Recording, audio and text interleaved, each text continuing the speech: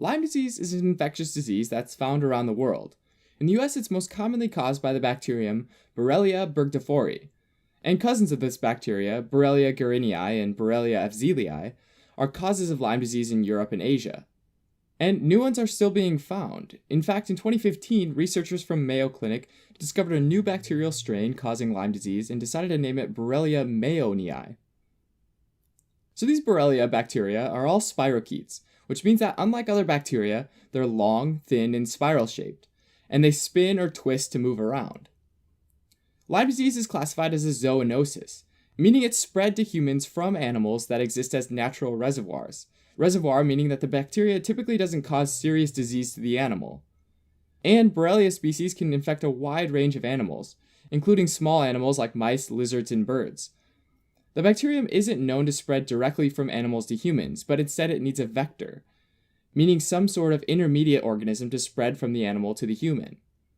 Depending on the region, there are different vectors. For example, in the northeastern US, it's spread via Ixodes scapularis, commonly known as the black-legged deer tick. But other types of Ixodes ticks transmit Lyme Borrelia in western North America and Eurasia, like the sheep tick, the taiga tick, and the western black-legged tick. Now, ticks need blood to survive, and I don't mean they have blood already. They need blood from a host, or a blood meal, just like mosquitoes, leeches, vampires, and other not-so-pleasant creatures. Literally being bloodsuckers, it makes them obvious candidates for spreading blood-borne diseases, right? And ticks need to go through life stages: larva, nymph, and adult. Not too different from us, children, adolescents, and adults. The larval tick will most likely get the bacteria while feeding on something like a mouse, since deer ticks in the larval stage prefer smaller animals. After larval deer ticks molt to the nymphal stage, they feed on a broader range of animals, meaning that they can spread the bacteria they picked up to new reservoirs. After molting again to the adult phase, they focus mostly on deer, which actually aren't the best host for Borrelia. So, since the larval and nymphal deer ticks spread Borrelia to more suitable hosts, these two stages are very important for Borrelia. Now, both nymphal and adult stage deer ticks, although not their preferred meal, occasionally feed on the unknowing human. If you've ever had a tick on you, you'd probably agree that the first thing you'd want to do is get it off. The tough part about deer ticks, especially nymphal stage deer ticks, is that they're really small, and therefore sometimes hard to notice. This means that they can be allowed to feed for long periods of time, thus allowing the tick to transmit the disease. The Borrelia bacteria are transmitted within the saliva of the tick as it's feeding, and it typically takes about 36 to 48 hours of attachment time for the bacterium to move from the tick's gut into the saliva and into the human. If Borrelia infects a human, it causes diseases in 3 stages. The early localized stage of Lyme disease is usually days to weeks after the initial infection. As the bacteria spreads from this initial point, redness and inflammation expands as well. Sometimes the space between the initial bite and the outer radius of the rash is cleared of bacteria, leading to a bullseye-shaped rash, also known as erythema migrans, which is a classic sign of early Lyme disease. In addition, there might be some vague flu-like symptoms at this stage as well.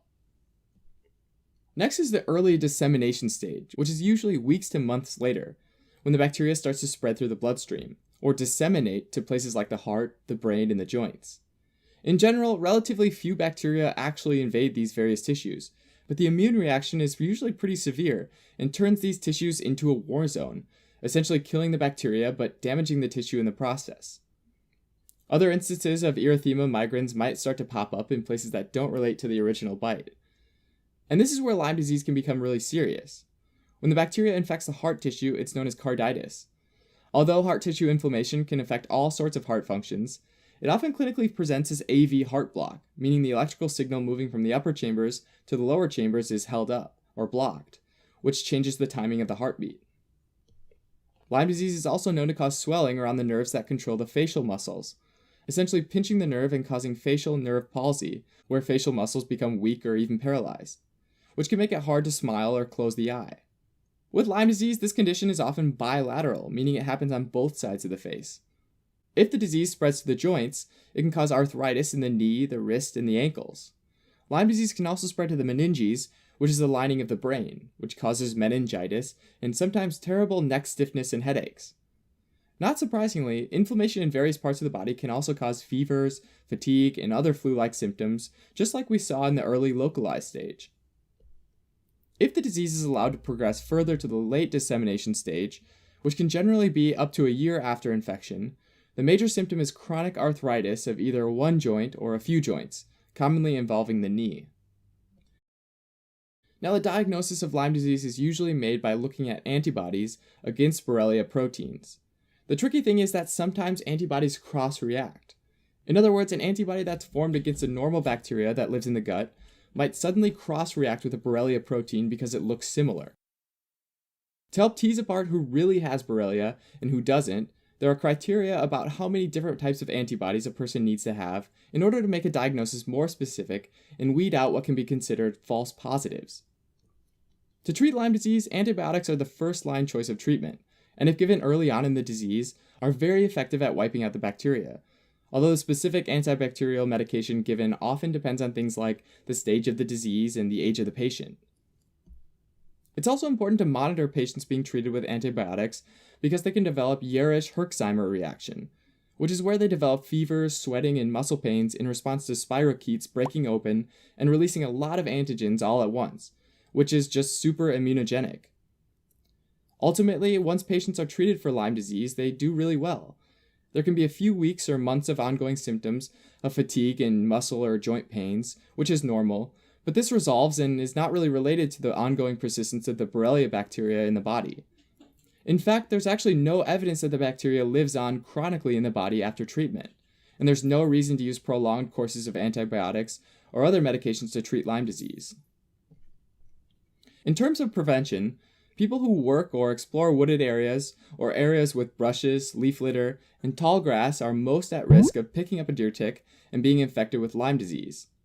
That said, taking preventative measures are important for everyone, like wearing hats and long-sleeve shirts, as well as using bug spray in areas where ticks are known to spread Lyme disease. Thanks for watching. You can help support us by donating on Patreon or subscribing to our channel or telling your friends about us on social media.